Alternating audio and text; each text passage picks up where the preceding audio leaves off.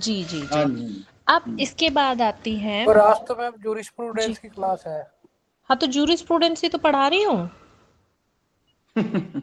जूरिस्प्रूडेंसी करा रही हूँ सर। Okay ma'am, okay. जी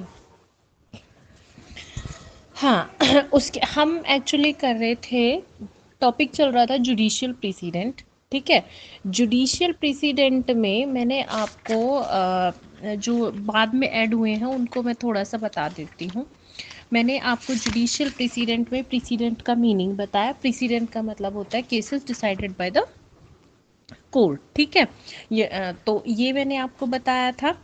और प्रेसिडेंट जो होता है ये एक सोर्स ऑफ लॉ होता है। ठीक है, जो हमने पढ़े थे ना कि what are the sources of law, तो 3 तरीके के mainly source of law, formal sources of law मैंने आपको बताए थे, कस्टम, प्रेसिडेंट और लेजिस्लेशन। ठीक है, तो कस्टम हम लास्ट टू लास्ट वाली क्लास में कर चुके हैं। उसके बाद प्रेसिडेंट चल रहा था, कितने तरीके का होता है, यानी काइंड्स ऑफ प्रेसिडेंट मैंने आपको कराया। और उसके बाद मैंने आपको कराया था थ्योरीज ऑफ प्रेसिडेंट। ये कराई थी मैंने थ्योरीज, थ्योरीज कराई थी या नहीं कराई थी? थ्योरी नहीं कराई थ्योरी थी नहीं मैम। कराई। थ्योरीज नहीं कराई, हाँ ठीक है, बिल्कुल सही है। थ्योरीज मैं आपको अब कराऊंगी। ठीक है, और मैंने आपको इसमें कराया था circumstances which destroy the binding force of judicial president. ये हमारा लास्ट वाली क्लास में हो गया था।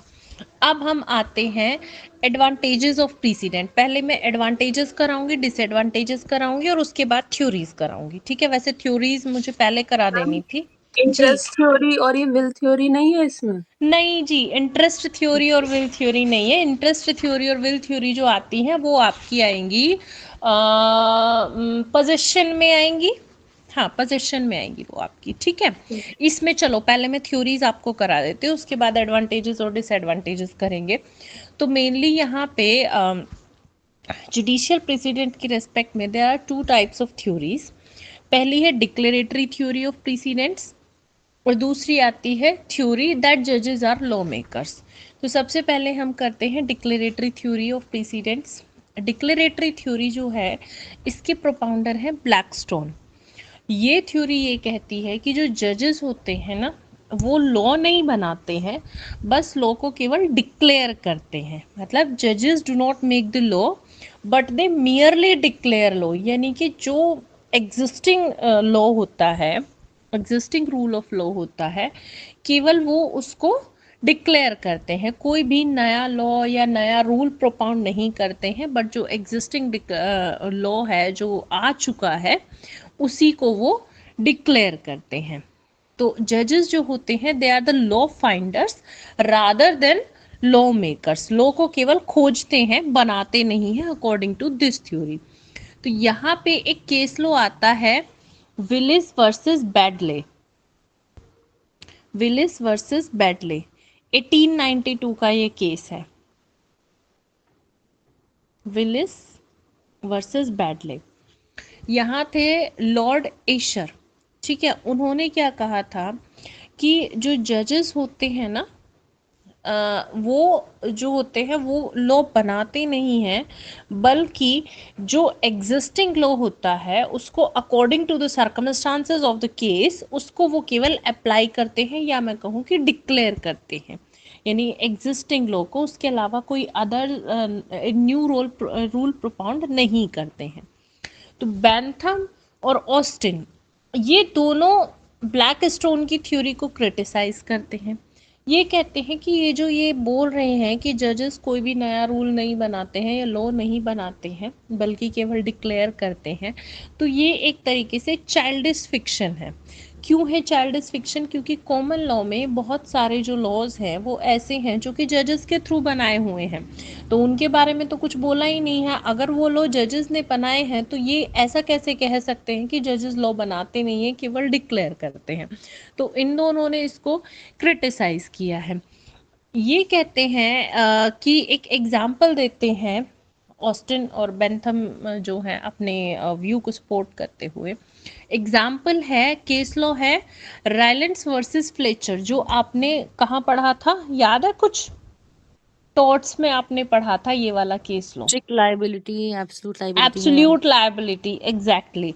तो रिलायंस वर्सेस फ्लेचर का जो केस था, इसमें एक नए काइंड की, एक नई तरीके की जो लायबिलिटी थी वो जजेस ने प्रोपाउंड की थी, जिसको कहा गया है एब्सोल्यूट लायबिलिटी, जिसके अकॉर्डिंग अगर कोई भी पर्सन अपनी प्रीमाइसेस में कोई भी डेंजरस चीज रखता है तो वो अपने खुद के रिस्क पे रखेगा। अगर मान लो वो जो चीज़ है वो बाहर निकल जाती है तो उसको नेग्लिजेंस माना जाएगा और उसको उसकी लायबिलिटी बनेगी ही बनेगी, मतलब वो बच नहीं सकता है अपनी लायबिलिटी से। एब्सोल्यूट स्ट्रिक्ट लायबिलिटी उसकी रहेगी ही रहेगी, एब्सोल्यूट लायबिलिटी रहेगी ही रहेगी, ठीक है। तो ये अगर जजेस लॉ नहीं बनाते हैं तो ये जो new concept of absolute liability का आया या स्ट्रिक्ट लायबिलिटी का आया वो कहाँ से आया? तो इसलिए जो बैंथम और ऑस्टिन हैं वो ये कहते हैं कि ऐसा नहीं है कि जजेस लॉ नहीं बनाते हैं, जजेस भी लॉ बनाते हैं। तो इस बेस पे जो सेकंड टाइप की जो थ्योरी आती है वो आती है थ्योरी दैट जजेस are law makers. Second theory that जजेस आर लॉ मेकर्स। अब ये जो थ्योरी है, ये पुरानी जो थ्योरी थी कि जजेस लॉ नहीं बनाते हैं, केवल उसको ढूंढते हैं, उसको ये पूरे तरीके से रिजेक्ट कर देती है। ये थ्योरी ये कहती है कि जजेस जो होते हैं, जजेस alone are the makers of law. ये थ्योरी ये कहती है कि जजेस ही केवल अकेले हैं जो कि लॉ बनाते हैं, है ना। यहाँ पे डाइसी जो है वो ये कहते हैं कि जितने भी लॉयर्स होते हैं वो सब के सब लॉ से अवेयर होते हैं। इसलिए लॉ का, या मैं कहूँ कि इंग्लैंड के लॉ का जो best part of the law है वो है जो कि जज मेड लॉ है, यानी जजेस ने जो बनाया है अपने जजमेंट्स के थ्रू, उन्होंने जो भी प्रोनाउंस किया है जिस लॉ को, वो किसी भी लॉ का एक बेस्ट पार्ट है। क्यों है बेस्ट पार्ट? क्योंकि सारे जो लॉयर्स होते हैं और जजेस होते हैं, they are aware of the lacuna of the law and they are aware about the उसकी जो मैं कहूँ कि एक बेस्ट पार्ट होता है उससे वो अवेयर होते हैं। इसलिए बेस्ट पार्ट जो बनाया गया है लॉ का वो जजेस के थ्रू बनाया गया है। तो ये थ्योरी कहती है कि जजेस जो हैं they are the law makers. Salmond जो हैं वो इस थ्योरी के स्ट्रॉन्ग सपोर्टर हैं, वो इसको सपोर्ट करते हैं। वो कहते हैं कि भाई जजेस लॉ बनाते हैं और इसीलिए जो प्रीसिडेंट होता है, प्रीसिडेंट भी बाइंडिंग इफेक्ट रखता है, ठीक है। तो ये दो टाइप की थ्योरीज हैं इस टॉपिक के अंदर। अब हम आते हैं पहले एडवांटेजेस ऑफ प्रीसिडेंट्स और डिसएडवांटेजेस ऑफ प्रीसिडेंट। एडवांटेजेस और डिसएडवांटेजेस पढ़ने के बाद में जो लेटेंट टर्म है वो मैं आपको कराऊंगी। तो सबसे पहले कर लेते हैं हम डिसएडवांटेजेस ऑफ प्रीसिडेंट। प्रीसिडेंट की डिसएडवांटेजेस क्या है? तो देखो, प्रीसिडेंट की जो डिसएडवांटेज है वो ये है कि जो प्रीसिडेंट है ना वो एक तरीके से लॉ को ना एक फ्लेक्सिबिलिटी प्रोवाइड करता है ना। अकॉर्डिंग टू द एनवायरमेंट उसको हम चेंज कर सकते हैं, ये एडवांटेज होती है प्रीसिडेंट की।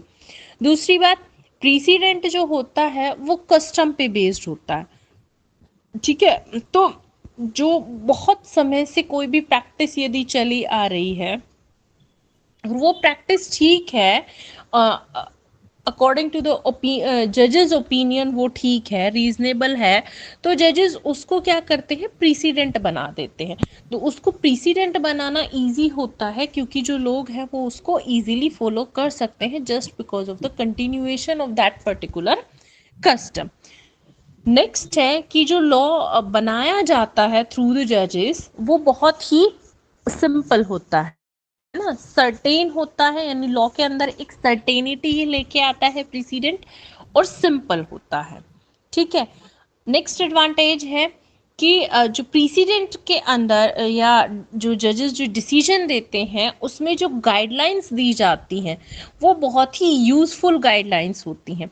यूज़फुल गाइडलाइंस क्यों होती हैं? क्योंकि जिस समय पे वो गाइडलाइंस इशू की जा रही है वो बहुत ही सोच समझ कर इशू की जाती हैं और उसमें जो एरर की जो गुंजाइश है वो बहुत ही कम होती है, या बिल्कुल मतलब 99% एरर उसके अंदर नहीं होती हैं। क्यों नहीं होती हैं? क्योंकि जब वो गाइडलाइंस इशू की जाती हैं तो उन गाइडलाइंस पर जो लॉयर्स होते हैं फ्रॉम बोथ द पार्टीज, वो आर्ग्यूमेंट्स करते हैं और बहुत अच्छे से आर्ग्यू करते हैं। उसके बाद में जजेस कोई भी डिसीजन दे करके गाइडलाइंस इशू करते हैं। इसलिए वो जो गाइडलाइन होती है वो उस टाइम पीरियड के लिए अप्रोप्रिएट और यूजफुल गाइडलाइन होती है। ठीक है, नेक्स्ट है कि प्रीसिडेंट जो है ये एक बहुत ही प्रैक्टिकल और परफेक्ट लॉ फॉर्म करता है। प्रैक्टिकल और परफेक्ट लॉ क्यों बनाता है? क्योंकि वो पूरी की पूरी जो जजेस जो होते हैं वो पूरी सर्कमस्टांसेस को एनालाइज करने के बाद ही कोई भी चीज़ डिक्लेयर करते हैं और अपना पूरा समय लेते हैं। जबकि लेजिस्लेचर जब लॉ इनेक्ट करता है तो वो उतने जो एस्पेक्ट्स होते हैं उन पे ध्यान नहीं दे पाता, क्योंकि लॉयर्स की तरह कोई परफेक्टली उन पे आर्ग्यूमेंट नहीं कर पाता है। इसलिए जो जजेस अपने डिसीजन के थ्रू प्रीसिडेंट देते हैं वो बहुत ही प्रैक्टिकेबल और परफेक्ट होता है। प्रीसिडेंट्स के थ्रू जजेस क्या करते हैं? लॉ को रीशेप करते हैं according to the needs of the time, है ना, जो उस समय की ज़रूरत है उसके अकॉर्डिंगली लॉ को रीशेप किया जाता है। तो ये हो गए कुछ एडवांटेजेस।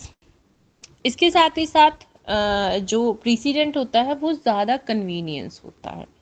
तो ये हो गई इसकी एडवांटेजेस कि प्रीसिडेंट की एडवांटेजेस क्या है। पर वही बात है कि हर एक सिक्के के दो पहलू होते हैं। एडवांटेजेस है तो सीधी सी बात है लूप होल भी होगा, यानी कि डिसएडवांटेजेस भी होगी। अब डिसएडवांटेजेस क्या है? डिसएडवांटेजेस ये है कि बेंथम जो है, बेंथम प्रेसिडेंट को एज अ लॉ रिकॉग्नाइज नहीं करते हैं। क्यों नहीं करते हैं? क्योंकि इसके अंदर जो स्टेट ऑफ फोर्स होता है, मतलब फोर्स ऑफ द स्टेट होता है, वो लैक करता है ना। Binding force of the state जो होता है वो नहीं होता है प्रेसिडेंट के अंदर। साथ ही साथ कई बार क्या होता है कि जो प्रेसिडेंट होते हैं उसमें जो fundamental rule of natural justice होता है उसको इग्नोर कर दिया जाता है ना। और कई बारी जो केस लॉ होता है जिस पे कोई भी लॉ बेस्ड होता है वो अपने आप में इनकम्प्लीट होता है, या मैं कहूँ कि जो लॉ बनाया जा रहा है वो उस केस लॉ की सर्कमस्टांसेस को ध्यान में रखते हुए बनाया जा रहा है। और हर एक केस की जो सर्कमस्टांसेस होती हैं वो अपने आप में यूनिक होती हैं। तो हर एक केस पर सेम वही लॉ फिट कर पाना मुश्किल होता है, ये इसकी डिसएडवांटेज होती है। कई बारी सुप्रीम कोर्ट भी खुद अपने डिसीजंस जो होते हैं ना उन कुछ एरोनियस डिसीजन दे देता है कभी कभी सुप्रीम कोर्ट, और वो एरोनियस डिसीजन के कारण जो लोअर कोर्ट होती है या सबऑर्डिनेट कोर्ट होती हैं उनको प्रैक्टिकल प्रॉब्लम्स को डील करने में प्रॉब्लम आती है just because of that erroneous decision. अब क्योंकि वो प्रेसिडेंट है तो सबऑर्डिनेट कोर्ट को मानना पड़ेगा, चाहे वो गलत हो चाहे वो सही हो। तो ये हो गई इसके कुछ डिसएडवांटेजेस।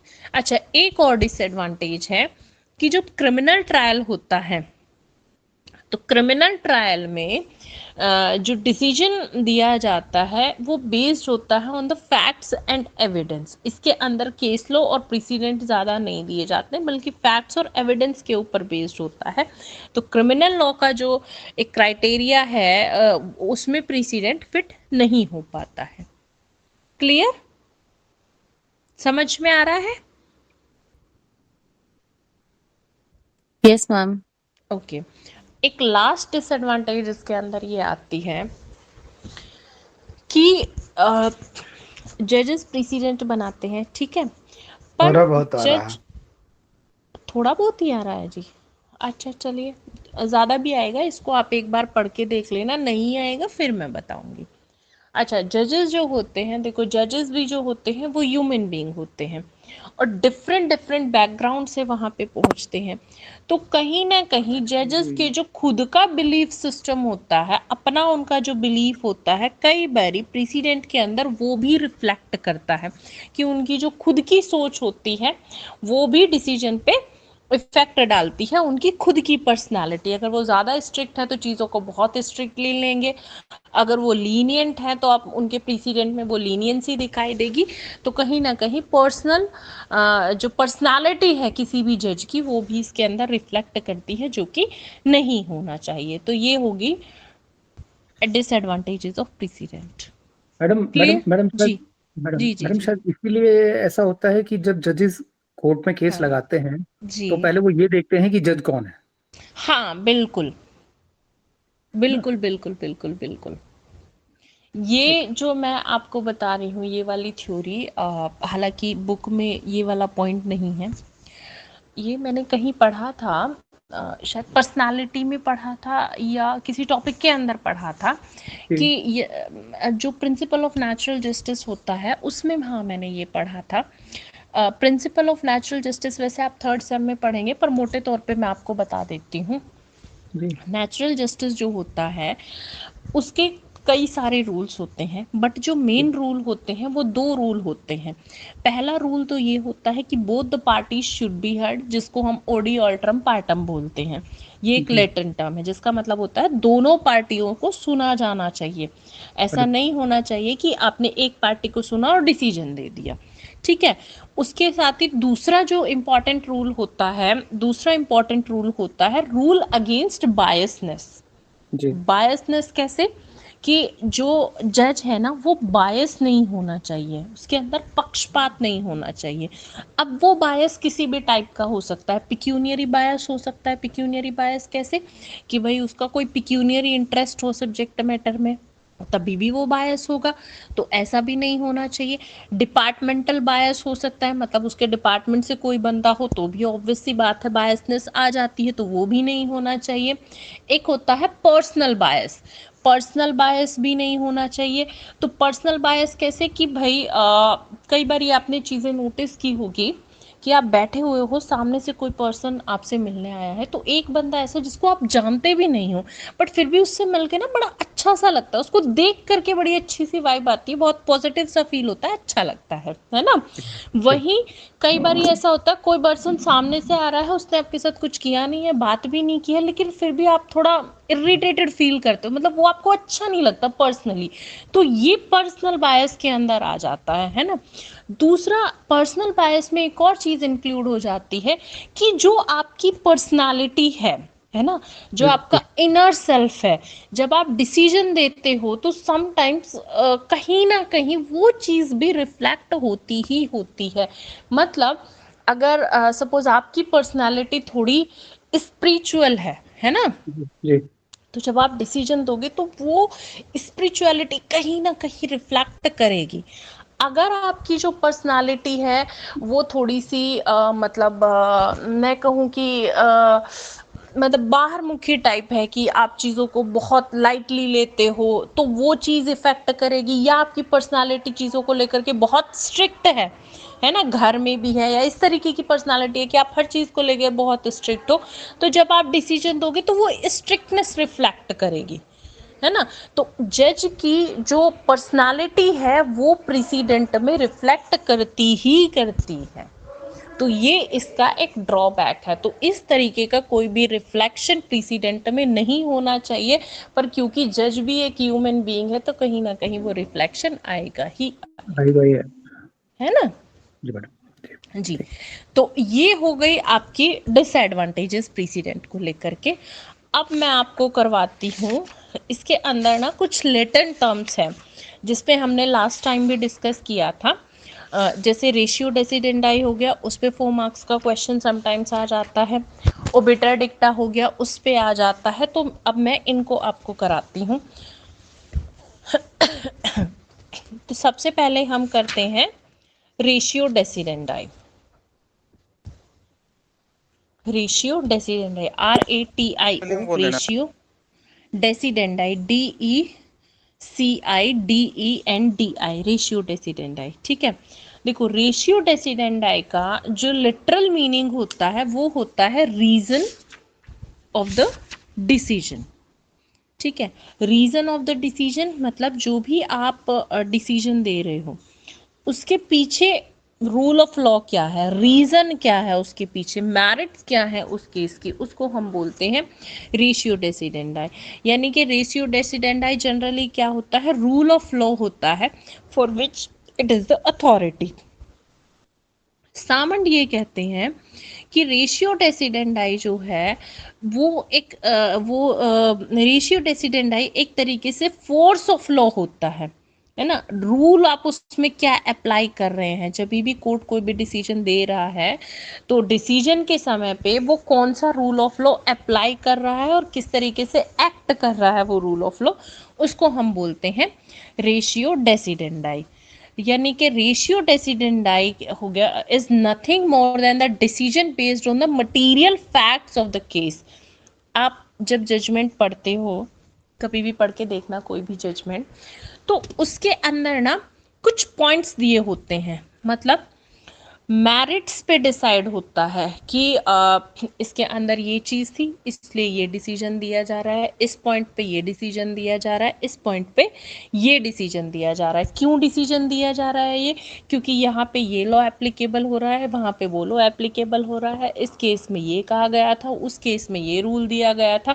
तो ये जो चीज़ें हैं, यानी ऑन मेरिट जो डिसीजन दिया जा रहा है, दैट इज कॉल्ड रेशियो डेसिडेंडाई। अब इस पे एक केस लॉ आता है, एक्चुअली कई सारे केस लॉ हैं यहाँ पे, पर जो इम्पोर्टेंट केस लॉ है वो मैं आपको बताती हूँ। ब्रिजेस वर्सेस हॉक्सवर्थ,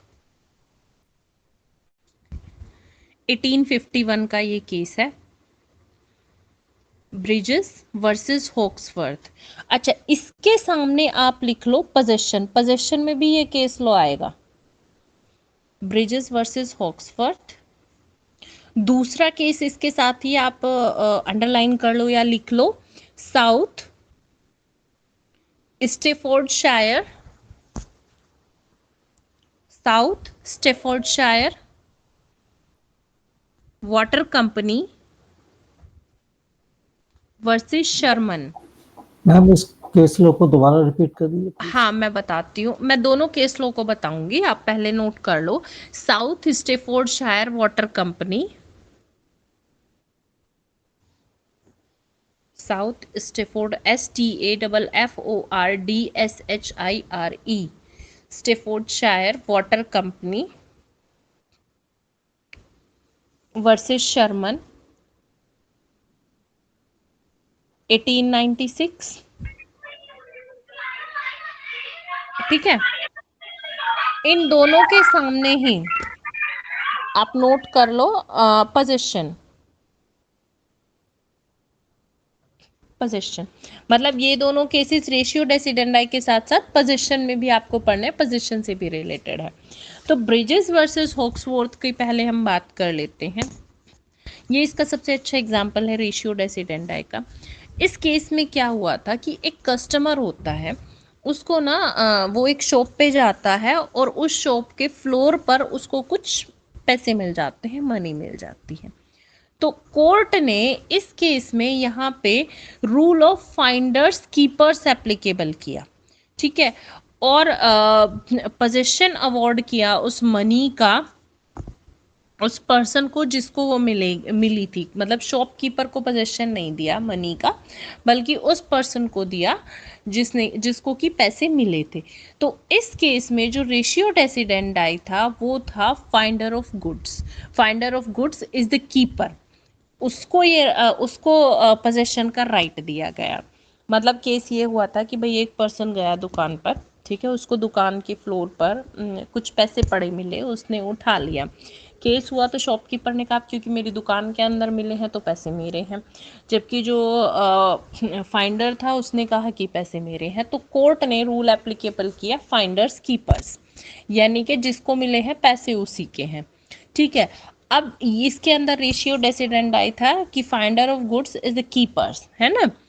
तो दूसरा जो केस था वो 1896 में सेम ऐसा ही केस था, South Staffordshire Water Company versus Sharman. इस केस में क्या था कि डिफेंडेंट को ना एक पूल था, प्लेंटिफ के घर के अंदर का पूल था, और उसको मड पूल था बेसिकली, वो मड पूल के अंदर 2 गोल्ड की रिंग मिलती है ना। तो यहाँ पे अगेन ये कहा जाता है, जो प्लेंटिफ था वो कोर्ट को कहता है कि भाई आप सॉरी, जिसको कि गोल्ड की रिंग मिली थी, तो वो बोलता है कि आप फाइंडर कीपर्स रूल यहाँ पर अप्लाई करिए। तो कोर्ट ने इस केस में फाइंडर कीपर्स रूल अप्लाई करने से रिफ्यूज कर दिया। क्यों कर दिया? क्योंकि देखो, ब्रिजेस केस जो था उसमें जो मनी मिली थी ना, वो पब्लिक प्लेस पे मिली थी, दुकान पे हजारों लोग आते जाते हैं। तो ये नहीं कहा जा सकता था कि भाई जो मनी थी वो शॉपकीपर की थी, भाई उसमें तो कोई भी आ सकता है, किसी के भी पैसे निकल सकते हैं पॉकेट से।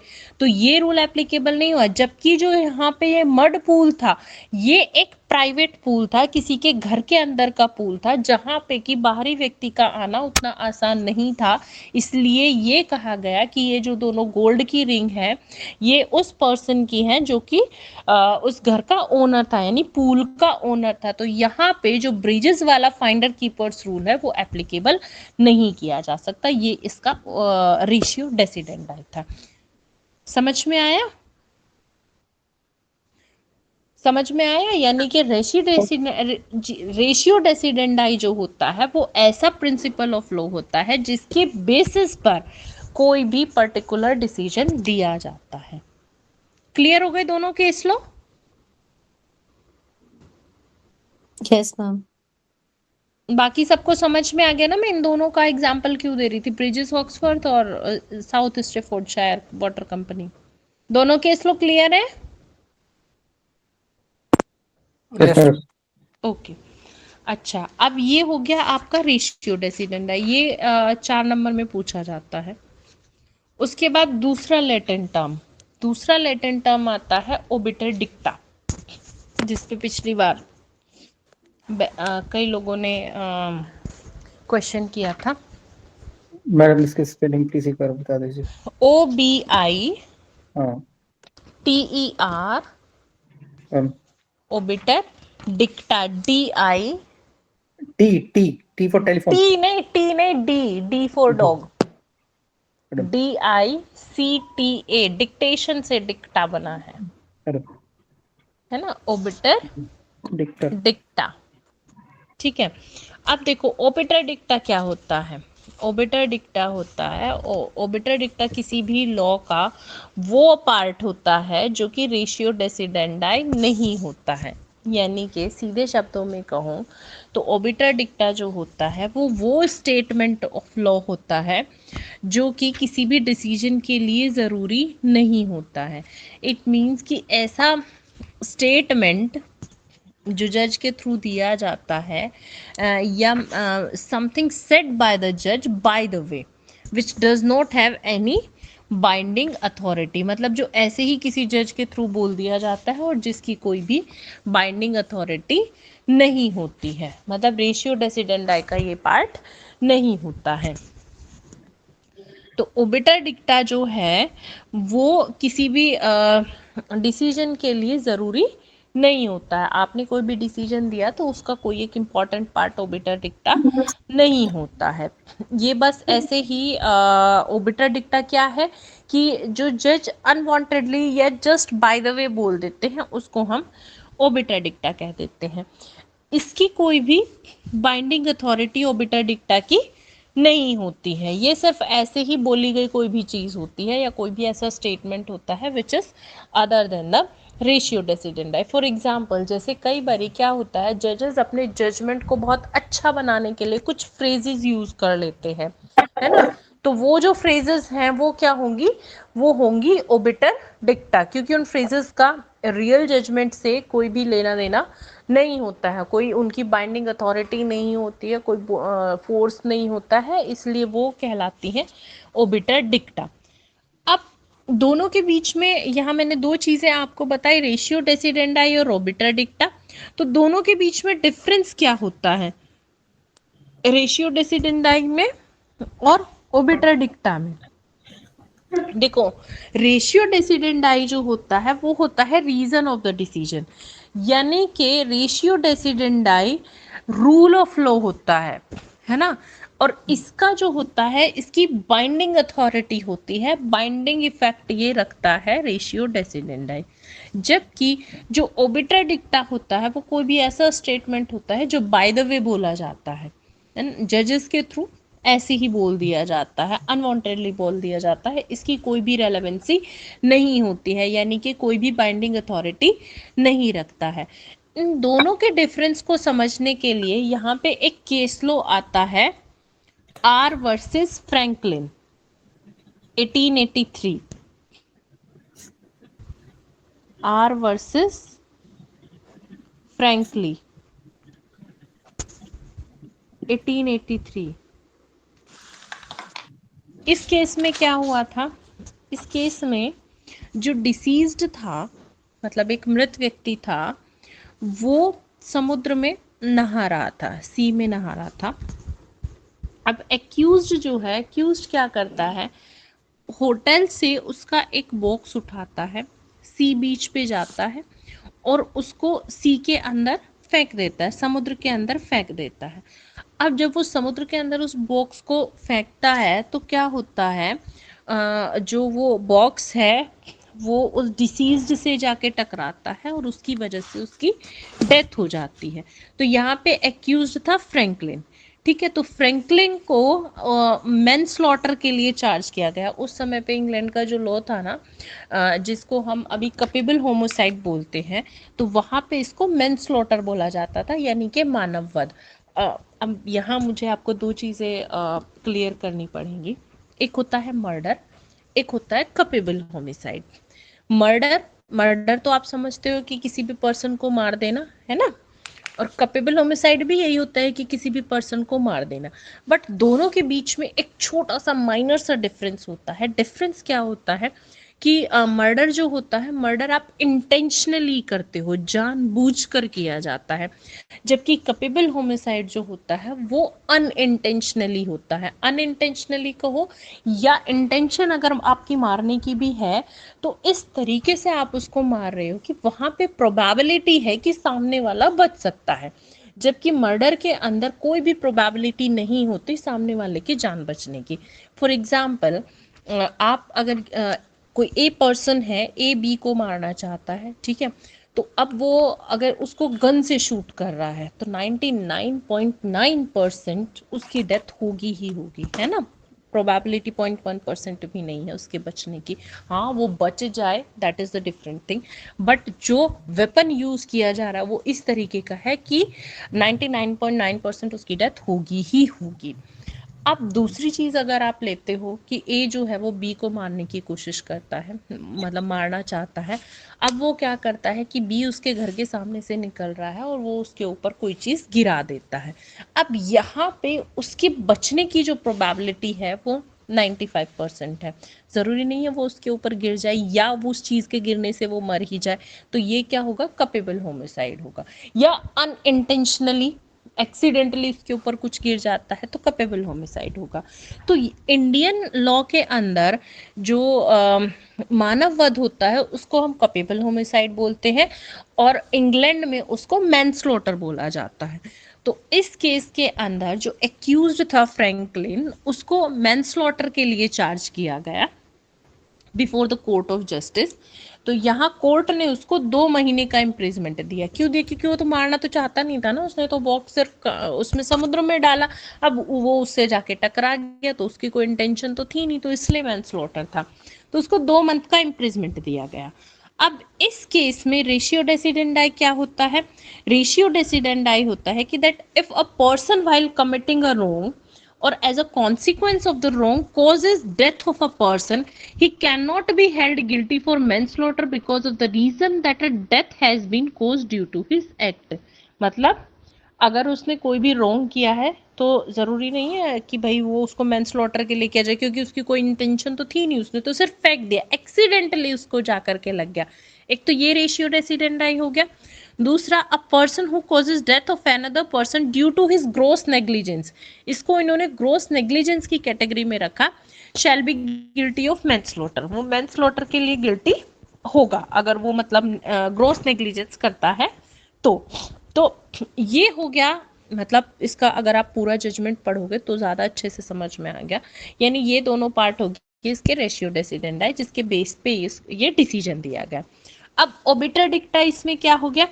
ओबिटर डिक्टा इस केस में ये होता है कि यहाँ पे जो जस्टिस फील्ड थे वो ये कहते हैं कि if the prosecution succeeds in proving that the alleged tort was committed by the accused, he shall not be guilty of manslaughter until the jury finds him guilty for this offense। मतलब कि जब तक कि जो prosecution है वो ये prove करने में सक्सेसफुल नहीं हो जाता है कि जो टॉर्ट है वो एक्यूज्ड के द्वारा कमिट किया गया, यानी मैनस्लॉटर एक्यूज्ड के द्वारा कमिट किया गया, तब तक उसको मैनस्लॉटर की कैटेगरी में नहीं रखा जा सकता जब तक कि जूरी खुद उसको गिल्टी, उस ऑफेंस के लिए गिल्टी फाइंड नहीं कर लेती है। तो इस जजमेंट का ये वाला जो पार्ट था दैट इज कॉल्ड ओबिटर डिक्टा, और ऊपर वाला जो पार्ट था जहां पे कि उसको मतलब कहा गया कि मैनस्लॉटर होगा या नहीं होगा, वो वाला पार्ट हो गया इसका रेशियो डेसिडेंडाई। समझ में आया? ठीक है। नहीं मतलब इसमें मैम ये कहने का मतलब है पहले वाले में उसने जो जुडिशियल अपना जो फैक्ट थे एविडेंसेस थी उसके बेसिस पे उसने रेशियो डेंडाई 1 और 2 दे दिया। जी फिर बिल्कुल। उसने जस्टिस फील्ड ने जूरी के ऊपर डाल दिया, हाँ, जूरी के ऊपर डाल दिया, बिल्कुल बिल्कुल। तो वो जूरी के ऊपर तो वो क्या कर रहा था, मतलब वही बात होगी ना जज साहब, आप क्या कर रहे हो? बिल्कुल बिल्कुल, वो ओबिटर डिक्टा हो गया। वो ओबिटर, क्योंकि पहले जो होता था, पहले आप अगर पढ़ोगे पहले वाले पुराना जुडिशियल सिस्टम जो पढ़ोगे उसमें जूरी होती थी।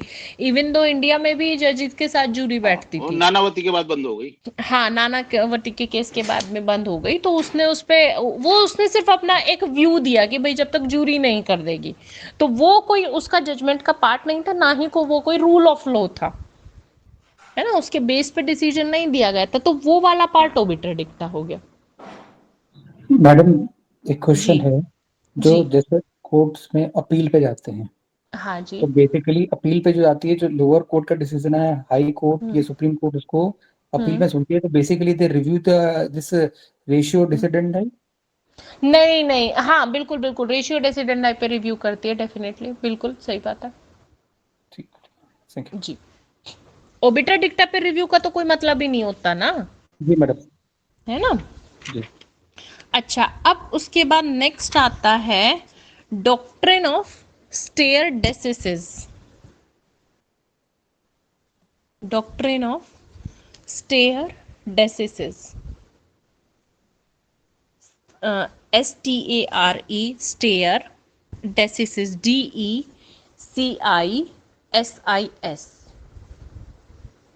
डेसिसिस। इसका मतलब होता है let the decision stand in its rightful place.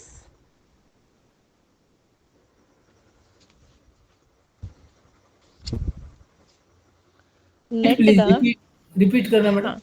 let the decision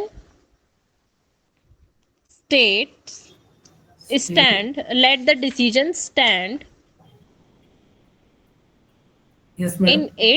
in its rightful place, rightful place। ठीक है, यानी कि देखो ये वाला जो डॉक्ट्रिन है ये इंग्लैंड का डॉक्ट्रिन था, लेकिन इसको इंडिया के अंदर भी एक्सेप्ट किया गया। इसका मतलब ये होता है कि भाई जो भी डिसीजन है, जो भी प्रेसिडेंट है, उसके साथ ज़्यादा छेड़छाड़ नहीं करनी चाहिए। वो जहाँ है उसको उसी की जगह पे रहने दिया जाना चाहिए, है ना, उसको उसके सही स्थान पे रहने दो। यानी कि जो डिसीजन दिया जा चुका है, जो केस सेटल हो चुका है, उसको डिस्टर्ब नहीं किया जाना चाहिए। मतलब बार बार उसको मैं कहूँगी बार बार उसको उसकी हियरिंग नहीं की जानी चाहिए अगेन एंड अगेन। अगर उसको सेटल किया जा चुका है, उसको डिसाइड किया जा चुका है, ये एक तरीके से रेस जुडिकेटा जैसा है, लेकिन फिर भी दोनों में डिफरेंस होता है, वो मैं बाद में बताऊंगी। तो इसका मेन पर्पस क्या होता है कि एक तो कंसिस्टेंसी को मेंटेन करना और दूसरा अनसर्टेनिटी को अवॉइड करना। भाई अगर कोई भी केस लो जो है उसको आप बार बार ओपन करोगे, बार बार कहोगे कि भाई इसको फिर से देखो, तो वो हम जो जुडिशियरी है वो तो सिर्फ एक ही केस के पीछे लगी रहेगी, मल्टीप्लिसिटी ऑफ सूट हो जाएगा कि बार बार आप उसको रीओपन कर रहे हो। तो ये डॉक्टर ने ये कह रहा है कि अगर कोई केस सेटल हो चुका है तो उसको फिर से उसके अंदर छेड़छाड़ मत करो, उसको बार बार डिस्टर्ब नहीं किया जाना चाहिए।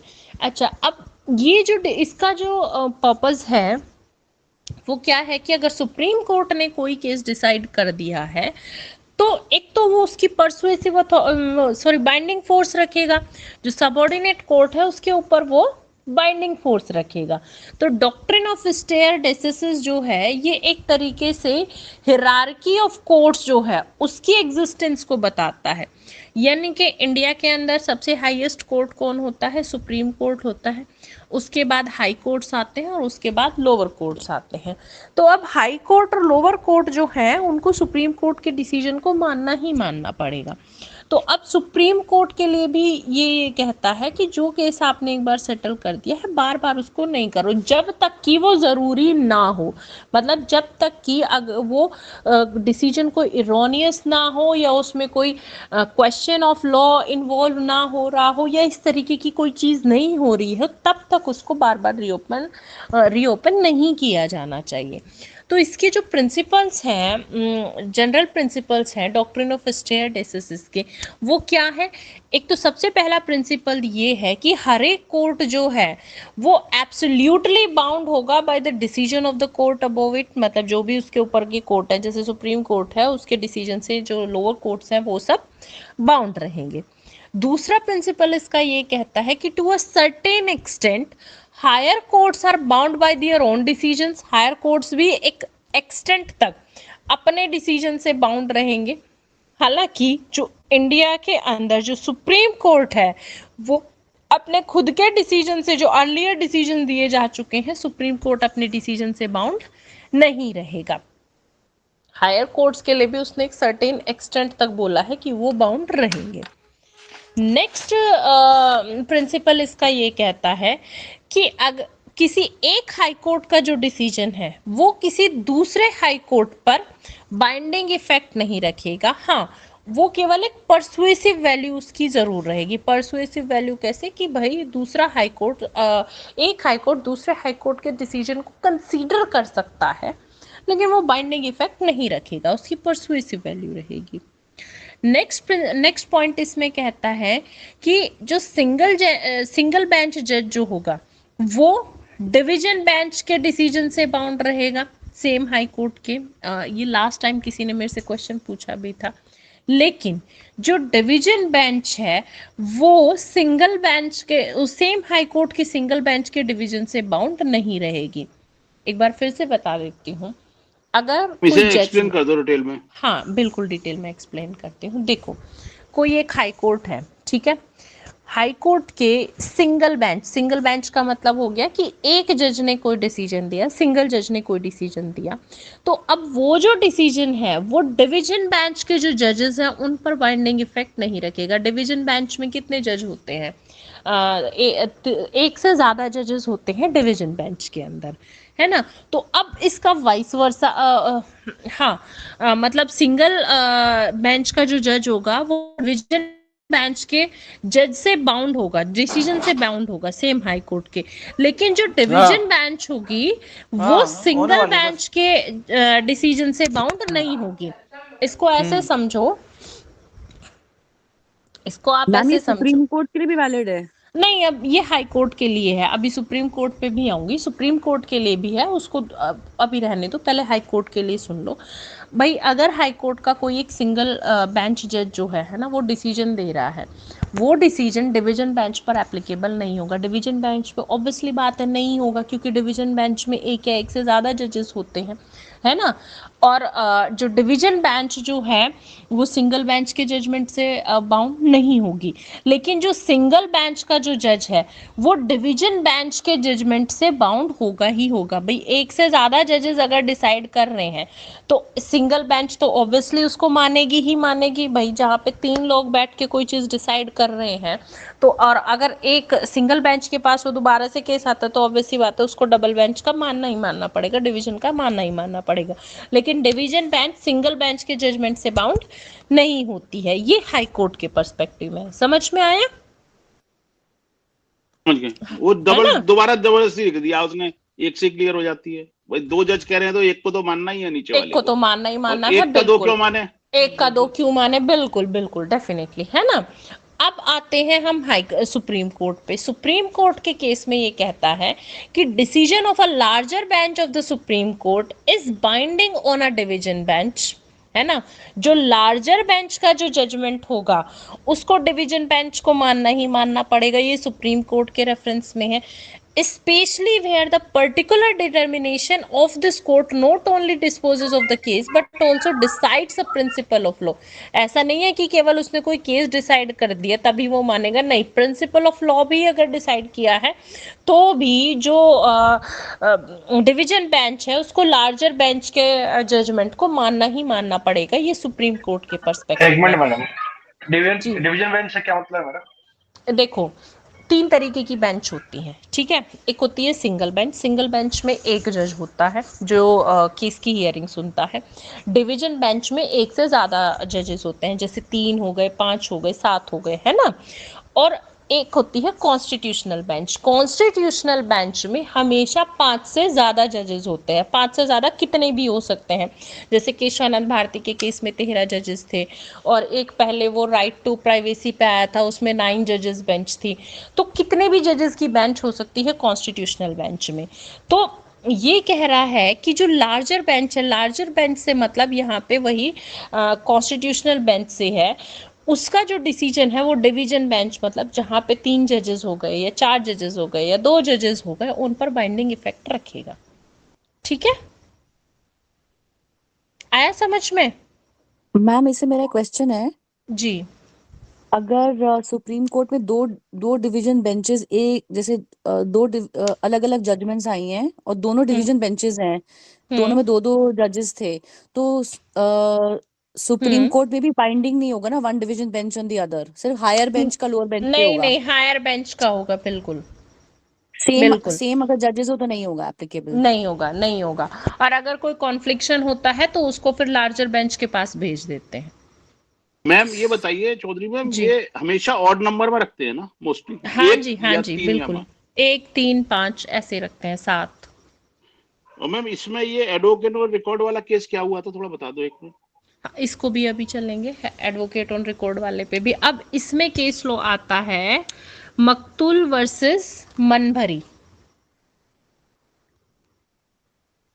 मकतूल मकतूल वर्सेस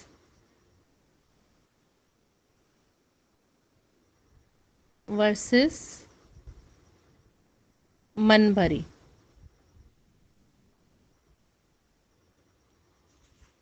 इसमें मनहरी कहा मन गया था मनभरी, हरी MANBHARI। ये करो। मैम ये मनभरी। कब का था डिसीजन? हाँ, ये डिसीजन बताती हूँ। ये डिसीजन था AIR 1958। AIR 1958 का केस था। इसमें कहा गया था that the Supreme Court held that if the correctness of a decision has been challenged,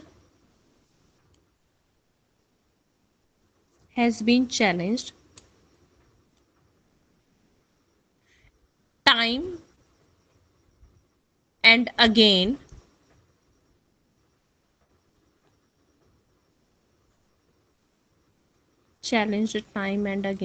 the rule of stare decisis need not be applied.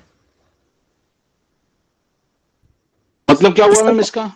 हाँ, मतलब ये हुआ कि भाई अगर किसी भी डिसीजन के करेक्टनेस को चैलेंज किया जा रहा है ना, दोबारा से उसके समय को, उसकी करेक्टनेस को कि ये ठीक था या नहीं था, तो रूल ऑफ स्टे डेसिसिस एप्लीकेबल करने की कोई जरूरत नहीं है। ठीक है डिसीजन गलत सही होते रहे इसमें, ये मतलब है जी कहने का मैम। जी जी जी। अगर तो उसमें लग रहा है डिसीजन में कोई भी एरर आ रही है ना, हाँ जी, हाँ जी। तो उसकी कि भाई ये डिसीजन जो है ये इरोनियस है, तो उसकी लीगैलिटी को अगर चैलेंज किया जा रहा है तो स्टे डेसिसिस एप्लीकेबल नहीं होता है। तो ये तो रेयरेस्ट ऑफ द रेयर होता होगा मैम, 100-200 केसों में भी, 1000 में नहीं, एक कोई ऐसा होता होगा। नहीं है, कई बहुत सारे केसेस में हो जाता है। अच्छा, तो दोबारा सुप्रीम कोर्ट में वकील हो, फिर दोबारा से जाके वो हाँ हायर बेंच जी में जाते होंगे फिर वो। जी, बिल्कुल बिल्कुल, लार्जर बेंच में जाते हैं, अच्छा जी, थैंक यू। है ना। उसके बाद दूसरा केस है supreme court advocates on record association versus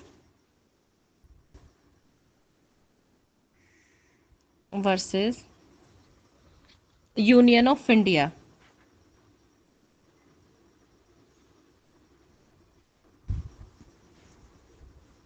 union of India, ये जो केस था ना, ये अपॉइंटमेंट एंड ट्रांसफर ऑफ जजेस से रिलेटेड केस था। Supreme court advocates on record association versus union of India, जजेस के अपॉइंटमेंट और ट्रांसफर से रिलेटेड था। अब तो मैम इनके ट्रांसफर होते हैं, हाई कोर्ट के होते हैं, सुप्रीम कोर्ट के भी होते हैं। सुप्रीम कोर्ट के जज सुप्रीम को कोर्ट शायद हाई कोर्ट में बना के भेज देते होंगे फिर चीफ जस्टिस, ऐसा होता होगा। नहीं, सुप्रीम कोर्ट के जज को ऐसे मतलब चीफ ऐसे कैसे जस्ट उठाएगा? ना ना ना, ऐसे नहीं होता। हाई कोर्ट के जजेस का ट्रांसफर होता है, सुप्रीम कोर्ट का थोड़ी ना होता है। मैम कौन सी ईयर में होता है ये? हाँ, ये हुआ था AIR 1994। सुप्रीम कोर्ट का जज chief justice of high court से ऊपर रहता है। जी, ऐसे उसका बेचारे का डिमोशन थोड़ी ना करेंगे वो, प्रमोशन होता है, डिमोशन नहीं होता। ठीक है। अच्छा, इसमें कहा गया था the doctrine of stare decisis is not an inflexible rule.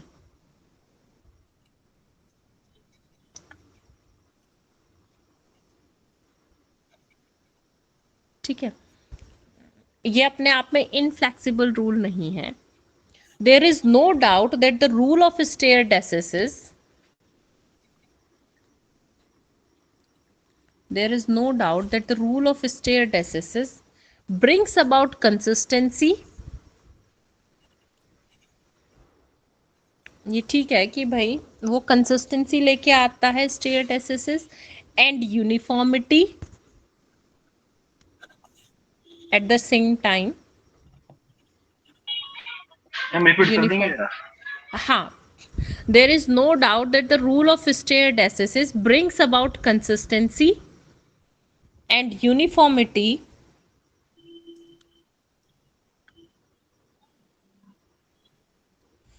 but at the same time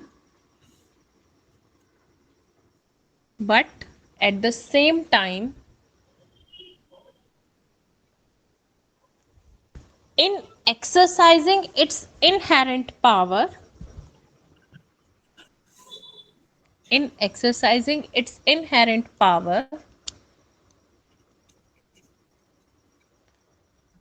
the Supreme Court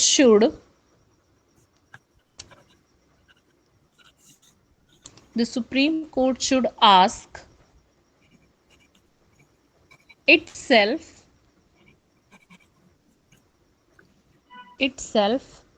whether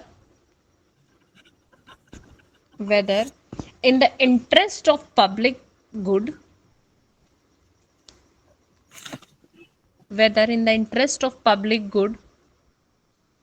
या public interest, or any other valid reason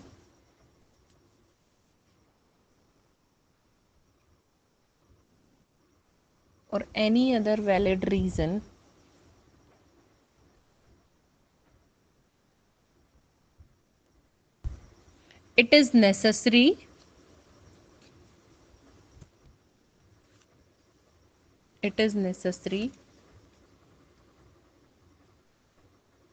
that its earlier decision should be revised.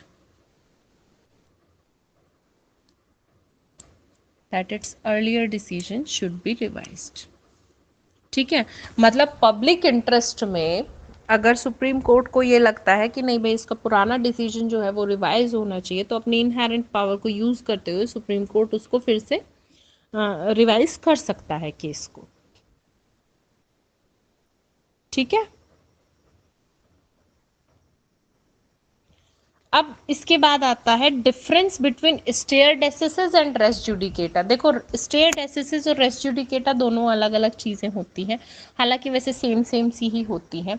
जो race judicata होता है, race judicata का मतलब क्या होता है कि अगर कोर्ट ने एक बार डिसीजन दे दिया, ठीक है, तो सेम फैक्ट्स के बेस पर जो केस है उसको फिर से रिवाइज नहीं किया जाएगा, यानी रेस जुडिकेटा एप्लीकेबल हो जाएगा। ऐसे ही जो स्टेयर डेसिसेस है वो भी रूलिंग ऑफ लॉ है कि भाई जो केस अगर डिसाइड हो गया है तो उसके साथ छेड़छाड़ नहीं की जानी चाहिए, उसको वहीं का वहीं रख देना चाहिए। लेकिन फिर भी दोनों के बीच में डिफरेंस होता है। तो अब ये वाला जो डिफरेंस है ये मैं आपको कराऊंगी नेक्स्ट वाली क्लास में। नेक्स्ट क्लास में मैं आपको difference between stare decisis and res judicata ये करवाऊंगी, और doctrine of prospective overruling, ये दो कराते ही आपका जो जुडिशियल प्रेसिडेंट है ये वाला टॉपिक कंप्लीट हो जाएगा। आज के लिए बस इतना ही रहने देते। मैम एक बात पूछनी थी आपसे, ये हाँ मैम जी। जो तीनों जो टॉपिक है मैम, ये sources of law, custom, president, legislation, तो मैम इसमें से तीनों में से 20 नंबर का एक क्वेश्चन आता है या काफी हाँ आता है जी, इसमें से? नहीं, तीनों में से देखो, तीनों में से 20 नंबर का एक क्वेश्चन जरूर आता है, चाहे वो कस्टम से आए बल्कि मैं आपको बताती हूँ, कस्टम से एक क्वेश्चन जरूर आता है, वो 10 मार्क्स का आता है कस्टम से अच्छा जी, लिख लेते है ना। जी, और जुडिशियल ये प्रेसिडेंट, हाँ जुडिशियल प्रेसिडेंट से 100% आता है, या तो 20 नंबर का आएगा या चार फिर के आएंगे, हाँ, या फिर 4 नंबर के आएंगे। Judicial president most important topic है, यानी सोर्सेज ऑफ लॉ जो है ना, तीनों ही बहुत इंपॉर्टेंट है, इनको मत छोड़ के जाना। इनसे कम से भी कम आपको 2 क्वेश्चन जरूर मिलेंगे, समझ गया मैम। एक लॉन्ग मिलेगा और 1-2 आपको वेरी शॉर्ट मिल जाएंगे। क्योंकि मैम ये जो आप तो कवर करा रहे हैं काफी डिटेल में, लेकिन कोर्स तो बहुत है देखने में, पूरा मतलब नोट नहीं, बहुत नहीं है, आप परेशान ना हो, इतना ज्यादा नहीं है। ये एक्चुअली क्या है ना, इन्होंने क्या किया है, उस टॉपिक को जब सिलेबस में मेंशन किया है ना, तो थोड़ा सा डिटेल में कर दिया है। अच्छा मैडम, ठीक है जी, है ना, टॉपिक एक ही है, उसके अंदर की सारी चीजें वही हैं, बस इन्होंने उसको थोड़ा सा इलाबोरेट करके लिख दिया है। मतलब प्रेसिडेंट को ढंग से कर लें, ओबिटर डिक्टा वगैरह ये सब कर लें, सारे सब चारों कुछ पांच कर लेना, बिल्कुल। बल्कि अभी मैं आपको नेक्स्ट वाली क्लास में लेजिस्लेशन भी कराऊंगी, उसको भी मतलब सोर्सेज ऑफ लॉ तीनों अच्छे से कर लेना। कस्टम तो छोटा सा ही है, उसको तो आप बेसिक मतलब कॉमन सेंस के बेस पे भी लिख दोगे, कस्टम में ऐसा कुछ नहीं है। हाँ, ये जुडिशियल प्रेसिडेंट जरूर करें ना, क्योंकि ये थोड़ी सी लेटेंट टर्म है, तो उसको याद रखना पड़ेगा। ठीक है जी, ठीक है ना। Thank you ma'am, good night. Okay.